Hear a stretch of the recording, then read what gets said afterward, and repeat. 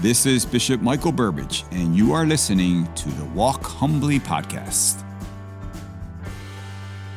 Podcasting from the St. Clair studio here in the Diocese of Arlington. Welcome to the Walk Humbly podcast. My name is Billy Owl. I'm the Chief Communications Officer for the Diocese and your co-host. If you have a question for Bishop Burbidge you would like considered for the podcast, send it to info@arlingtondiocese.org or send us a message on social media. I welcome your host, Bishop Burbidge. Bishop, how you been? Billy, I am doing well. We had a great Holy Week, Sacred Holy Triduum, and Easter, and I've heard so many wonderful reports from our pastors. The number of people who celebrated Easter with their families, with their parishes. The number of people have been received into church, baptized, confirmed, First Holy Communion, full communion. So a lot of great news. I was at the convention center in Fredericksburg because St. Mary's Church is small and doesn't have great parking. So they rent the convention center, and they told me there's going to be like 3,500 people. And I have to admit, I said, I'm not so sure that's the right number. There were at least 3,500 people. Oh, yeah. But it was so, and that was just one mass. They had multiple masses there, yeah. Masses. And, but it was just so joyful and reverent. So good news. I think people living in this world today know there's a lot of empty promises that the world gives. And people are searching, and they're looking for truth, and they're looking for life, new life. And the new life that our risen Lord gives to us. And so just remind our listeners that Easter is a season. And throughout the weeks of the Easter season, I wish our listeners continue blessings, but most especially the peace of our risen Lord. Absolutely. You mentioned Holy Week. Well, at the beginning of Holy, we were all stunned when we saw the tragic news out of Baltimore that the Francis Scott Key Bridge collapsed into the Patapsco River. It was a Singapore container ship that hit it. So some people were saved, but another, 6 are believed to have been perished. They haven't recovered everybody, but there's no reason to believe that they made it through that. What were your thoughts when you saw that news? Yeah, I'm sure like everyone else, Billy, just a great, great sadness. What a tragedy. What a tragedy. It shows you that life is very fragile, that each day is a new gift. We're mourning the potential loss of lives, as you said, praying for those who have not been recovered, their families. I mean, the heartbreak of their families, just praying that God gives them consolation and strength. Praying also, a lot of people will be impacted economically by this tragedy as well. The loss of life, of course, is the most tragic of all results of this collapse. But for many months to come, thousands of people who rely on the port for their livelihood, we have to keep them in prayer too, that our elected officials begin to work together and begin this rebuild, this recovery as soon as possible. Yeah. We were thinking about Easter. A colleague made an interesting point that we can't contain all of the joy and the peace of Easter into a single day, so we get a whole season for that. I was curious, as the faithful enter into this, you had spoken a lot about Lent and approaching Easter. Well, now that we're past Easter, what is it that you hope, what is your message maybe for the faithful as we continue into this Easter season? New life, new life. The evil one wants us to think that nothing can change. The world is what it is. It won't change. I have my own weaknesses, my own sins, my own sufferings. Nothing will change. And our Lord proved that to be wrong. He took on darkness. He took on evil. He took on suffering. He even took on death and proved victorious. And he is risen. He's alive and with us. He walks with us. He offers us that new life, makes us a new creation. In and through our baptism, of course, but also every day.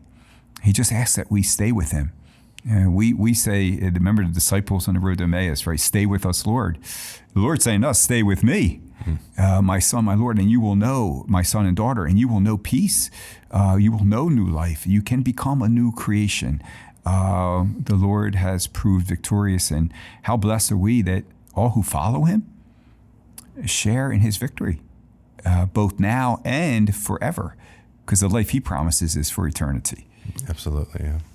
There was a funny memes on social media about how exhausted priests are the Monday after Easter because they go through all of these liturgies that sometimes go late into the evening, and there's just so many of them that they participate. And they also try to concelebrate in other masses as well. But unfortunately, this year, our Holy Father, Pope Francis, because of his health, he had to scale back some of his activities during this time. We know he didn't want that. He loves being with the people, and he's certainly Pope Francis likes to reach out and be with the people, especially at a time like this. So what can we learn from his decision to scale back some of his own activities despite what he wanted to do? Well, I think it's a good example. We have to take care of ourselves. Spiritually, of course, is our highest priority, but also physically. Yeah. And sometimes our bodies let us know what we can do and what we can't do.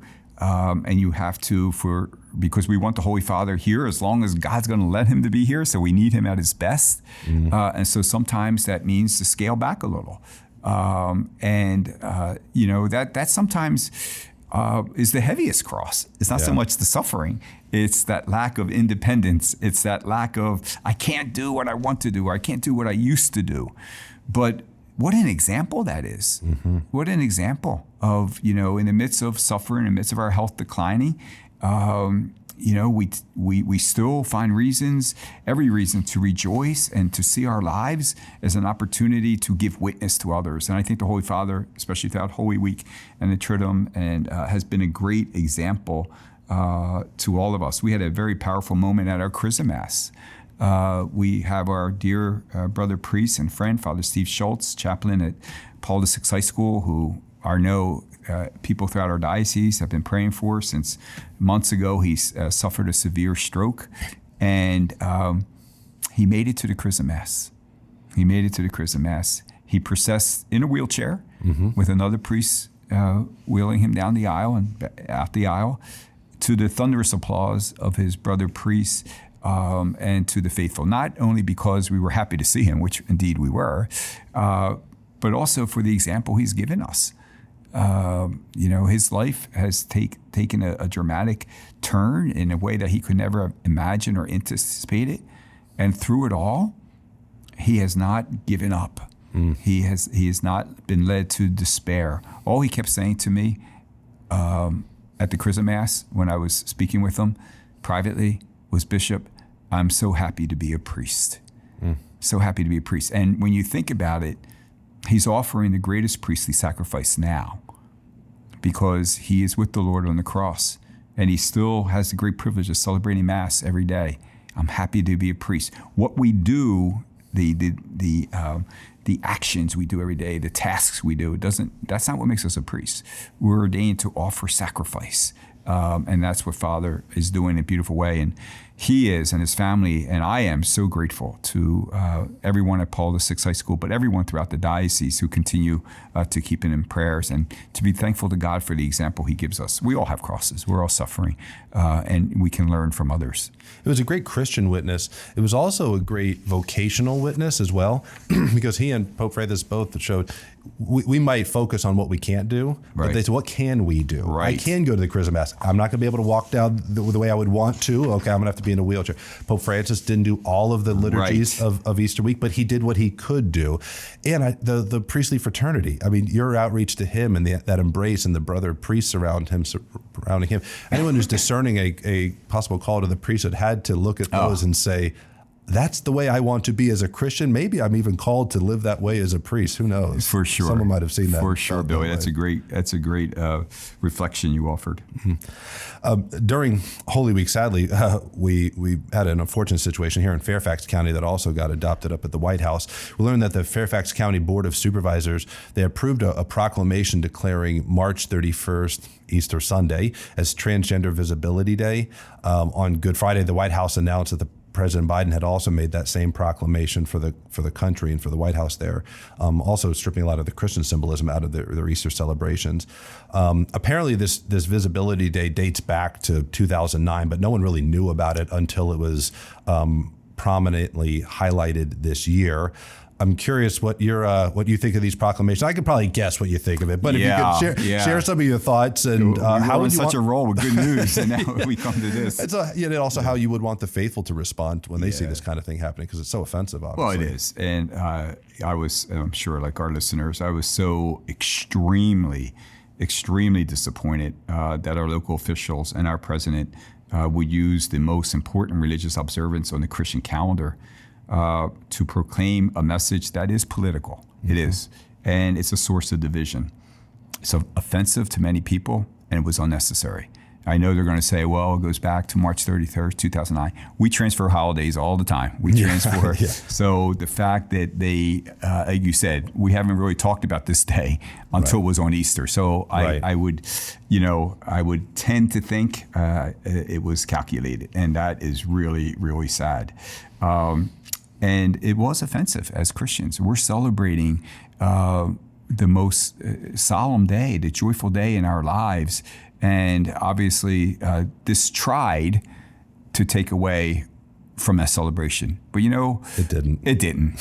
We weren't distracted. And that's why I did not get into a media public debate about it. I wanted our focus to be on Easter. And not to lose that attention. That's what, I think sometimes our opposition would want, but we would not let that happen. And we speak the truth. We speak the truth in charity. God created us male and female. That's the truth. And to those who struggle with gender dysphoria, we offer our love. We offer our compassion, our desire to walk with you, to assist you, to counsel you. But we cannot agree that anyone is someone other than who God created that person to be. Yeah. Nor can we agree with surgeries or other medical inventions to confirm what is not true. I thought also, of how hurtful the lifting up of this Transgender Visibility Day maybe harm those who have detransitioned. Yeah, their stories are becoming much more known and well circulated. They're becoming known to us too as a church. Yeah. People realizing that the destruction and mutilation of the bodies God gave them does not bring about their true identity. It does not bring about the peace, the joy that they so desired. And so those people have to be kept in mind also. And so I was extremely disappointed to that. We should celebrate all of life. I wish the president would get that we don't need a specific day to celebrate a person in a certain minority, a certain category like that, a small, the Transgender Visibility Day. That's not everyone.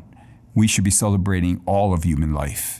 And I wish the president would join us in special occasions throughout the year where we do exactly that, where we stand up for life, march peacefully for life, celebrate life. But this day just divides people and it hurts people. So finally, if people don't agree with us, we still treat them respectfully. We lead by example. We are consistent in leading by our witness. And that's always with the truth, but always respectfully and compassionately, respecting the dignity that belongs to every person as a child of God, right? The one who created them. Right, absolutely. Just a reminder for folks, Bishop Burbidge wrote a great pastoral letter. He sought out the counsel of many experts in different fields in the drafting of it. It's a catechesis on the human person and gender ideology. It's a great read. If you're seeing these issues and wishing you were a little more formed on it, a little more catechized, it's a very accessible document. Even I could read it and understand most of it. But if you want to see it, just go to arlingtondiocese.org and search for gender dysphoria. You can also just Google Bishop Burbidge and gender ideology, and that document comes up very high on the search results there. You had mentioned President Biden. On Easter Sunday, actually, your brother bishop just to the east of us, Cardinal Wilton Gregory, was on CBS, Face the Nation, and said that President Biden, while actively participating in Catholic liturgies and observances, nevertheless, like sadly many others in the faith that follow some of what the church teaches, but chooses not to follow other things, some of the more challenging teachings maybe for them in the faith, particularly in this case, teachings on life and family, what we believe about the sanctity of human life. The term Cardinal actually applied to President Biden was Cafeteria Catholic. We all know what that means. It paints the picture. I was curious about what you think about this term, but this phenomena in general. Do you agree with Cardinal Gregory, and what maybe advice or counsel would you have to those who find themselves in that category? First of all, I've known Cardinal Gregory a long time. We've worked together on many pastoral issues. I appreciate him so much. But he has a big platform right now. He's the Cardinal Archbishop of the nation's capital. Right. And I am glad that he used that platform to speak the truth. And again, he did it as we always do. He did that very in charity and in love. He did. Absolutely. But he spoke the truth. And I think, the Cafeteria Catholic phrase gets our attention. Yeah, it makes for a good headline. Right. But it really goes back to what Jesus said, right? Jesus loves us so much. He does not want us or allows us to be in the middle. Right. He doesn't want us. He always said one of the things that the Lord really spoke against was being lukewarm. And he said, you're either for me or you're against me. And so I think that's what Cardinal Gregory was saying. You can't pick and choose. If you're for the Lord, then you're all in. Yeah. And that means following his gospel and embracing and the gospel of life. You can't pick and choose. And that's not just for the president. That's true. That's for all of us. Yeah. All of us, whatever our vocation may be. We can't compromise. We can't be wishy-washy. We can't be lukewarm. We can't practice our faith sometimes or certain times of the year, but not others. Right. The Lord demands a lot, but the reward is beyond anything we can dream. I mean, I thought it was also equally offensive that the White House would not allow religious symbols at that Easter egg hunt or whatever they have. How offensive is that? Yeah. Well, then don't celebrate. Right. Right. You can't make up what Easter is. Right. I mean, everyone knows what Easter is. It is a celebration of the Lord Jesus who was raised from the dead, who took on the world and proved victorious. That's Easter. You can't pretend it's something else. So we're not going to have religious symbols, but we're going to have Easter eggs, and we're going to have two bunnies, plastic bunnies, standing behind the president as if that's Easter. It's so trivializing and silly. I wouldn't want my kids to be a part of something like that, just in general. Like, there's no substantive value to it. There's no teaching moment there. Right. There's no teaching. And you can't redefine, again, what we're saying. Consistency. Yeah. Be consistent. You can't redefine who the human person is. Yeah. You can't redefine what Easter is. It's not about Easter bunnies and Easter eggs. Right. So if you're going to say, okay, no religious symbols, we're not going to acknowledge Jesus on Easter Sunday, well, then don't have a celebration. Right. And, the president, I know he says he speaks to priests, and I sure hope that he has a spiritual guide or director who also talks to him about salvation. Like, this is an earthly journey, and we're all heading, God willing, to the same direction, and that's salvation, life with God forever in heaven. And on the day we die, the Lord's not going to be, everything he taught us, he's not going to be asking us about our titles or about our power or our authority or accomplishments. He's going to say, did you love me? Did you follow me? Did you take up your cross? Did you live your faith no matter the cost? And so while I know that anyone in elected office, or any of us, we can't impose the creed, everything we believe on other people. We can't impose that. But we should never, ever walk away from who we are and what we believe. The president, for example, talks about being a Catholic. I think most people of goodwill, most people who are rational, would say, well, our president spoke about Easter Sunday and the joy that brings to him as he celebrates his victory. He went to church, and it was great to see him in church, which I think he does. That's good. But not with Easter bunnies behind them. Right. Why walk away from your faith? Yeah. And that goes for all of us, Billy. It's true. We can't be pressured into not being who I am. And I think the average person and people of goodwill, in the end, respect integrity. Yeah. And for seeing our president walking away from his faith, especially on Easter, and declaring no Easter symbols, declaring this Transgender Visibility Day, very, very, very, very disappointing, to say the least. And the point you made about salvation is astute for all of us, because whether we're gifted or blessed with money or influence or power, part of that conversation with God will be, what did you do with the gifts that I gave you? It's like the parable of the talents. I gave you things that could bring about a greater good to serve my people and to give me glory. Did you? Right. And it's so sad to see people in power miss the opportunity that's in front of them to do tremendous good. Yeah, and the Lord warns, the more you have, the more is going to be expected of you too. And He has a platform as a Catholic president. Again, we respect His role, and we know we can't impose the creed on other citizens, but that doesn't mean you compromise who you are and what you believe. Absolutely. Well, I've got a much happier topic. Let's end on a good note, Bill. You're getting me all riled up here. So this Saturday, just a couple days from now at St. Teresa in Ashburn, you're going to ordain 12 men to the transitional diaconate. This is very exciting, but it's one of the last significant steps on the path to the priesthood, which God willing will take place next year for these men. Just curious, with such a big group and vocations being such a critical part of our diocese's even foundation, with the sisters that were brought in by Bishop Welsh and so on, and the prayers that have taken place throughout every parish, what does an ordination class like this mean to you and say about the health of our diocese? Well, it is a fruit of God's grace, right? A fruit of God's goodness, a fruit of prayers. We, from the very beginning, 50 years ago, began on a solid foundation of a diocese being known for specifically praying for vocations to priesthood and consecrated life. That's how Bishop Welsh, one of the key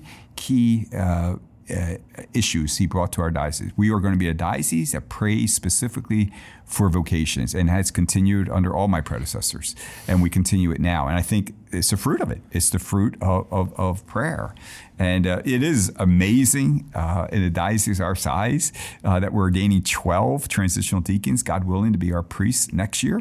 What a gift, and we should be very, very, very thankful for that. In many ways, they're no different than the 12 apostles in that they're very different. They have different personalities.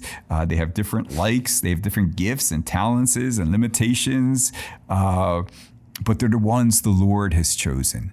And they have said yes and have responded generously. I am really it's not really about the number at all. It's about the quality of men that I will ordain on Saturday. And I assure the faithful, as I always do, that we take very seriously those we admit to the seminary, those we admit to holy orders, that they're strong, they're good, they're faithful, they're holy, they're joyful. And I can say that about these 12 men soon to be ordained. I'm very excited about the blessings that will come to our diocese on Saturday. Absolutely. Billy, I have a question for you. All right.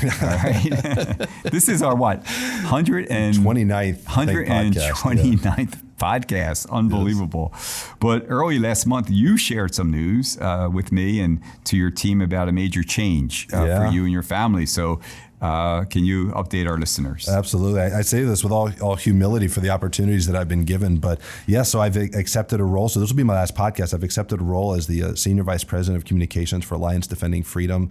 They do a lot of great work kind of on the front lines, defending the issues that we talked about today, religious freedom and life and marriage and family, parental rights and free speech.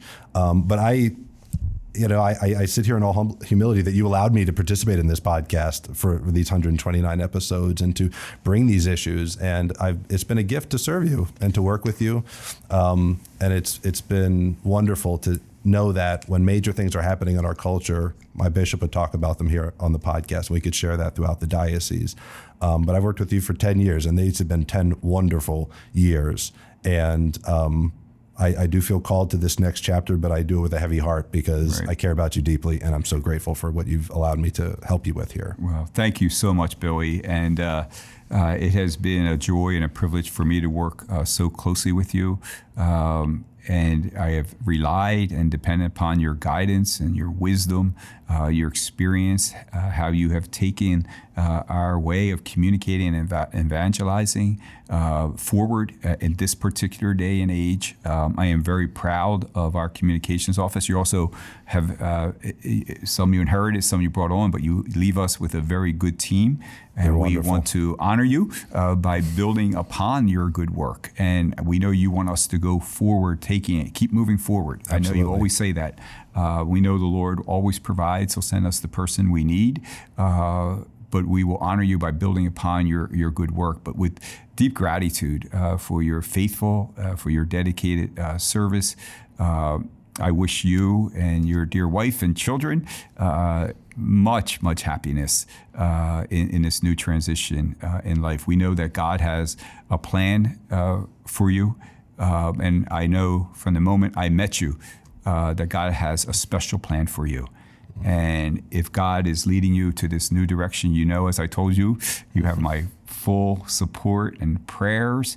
And I'm so happy that you are moving forward, in a sense, bringing to the public arena all that you have done for us and working on issues that are dear to us, marriage and family life, religious liberty, so many issues that are so important. But now you're doing it in a different way. And again, God has a special plan for you. And all he asks that you say yes, and you have done that. And the one who asks gives you the grace and the strength you need. And I pray that those blessings will be yours. Thank you so much. I've been honored to be a part of this. So, Billy, thank you so much for this. 129, Billy. I know, and we didn't get canceled yet. No. Yeah.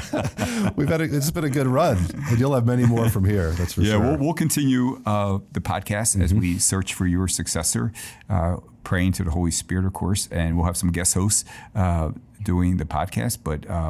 And we know we have your prayers and support. And I appreciate the first thing you told me is that no matter what, you're still a parishioner in the Diocese of Arlington, and you're going to serve the diocese and your bishop faithfully. And I have no doubt about that. However you need me. All right. Many blessings to you and your family, and continued Easter blessings to all of our listeners, that the peace of our risen Lord will fill your hearts and your home as we renew our promise to walk humbly with our God. Thank you for listening to the Walk Humbly podcast. Make sure you check out more episodes and all the podcasts our diocese offers on Apple Podcasts, Spotify, and our diocesan website, arlingtondiocese.org. You can also follow me on X, formerly Twitter, at Bishop Burbidge, where I provide a short gospel reflection each morning, and on Instagram at Bishop Michael Burbidge. Stay up to date with news, event information, and inspirational content by subscribing to our e-newsletter at arlingtondiocese.org.